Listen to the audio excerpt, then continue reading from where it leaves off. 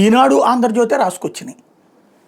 ఆదినారాయణ రెడ్డి అక్కడ పరిశ్రమల వాళ్ళని వేధించడం, ప్రభాకర్ రెడ్డి అక్కడ పరిశ్రమల వాళ్ళని వేధించడం, మొన్న మధ్యం శ్రీకాకుళం దగ్గర వేధించడం, నెల్లూరు జిల్లాలో మైనింగ్కి సంబంధించి ఇబ్బందులు, ఆ పరిశ్రమలన్నీ ఇబ్బంది పడటం, పారిశ్రామికవేత్త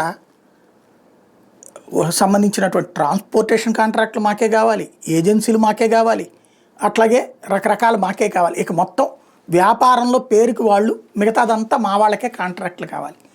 ఈ దూరంలో అధికార పక్షానికి సంబంధించిన వాళ్ళే తయారైతే ఇక వ్యాపారాలు ఎట్లా జరుగుతాయి? పెట్టుబడులు ఎవరు పెడతారు?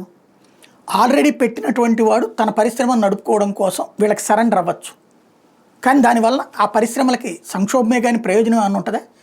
రాజకీయ నాయకుల యొక్క వ్యక్తులు కాంట్రాక్ట్ తీసుకుంటే వాళ్ళు బాధ్యతగా చేస్తారా? ఎలా నమ్ముతాం వాళ్ళని? నెంబర్ 1.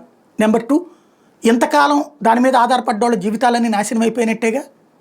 నెంబర్ 3, ఈ దందాతో ఇప్పుడు ఇక కొత్తోడు ఎవడన్నా పరిశ్రమ పెట్టడానికి రెడీ అవుతాడా?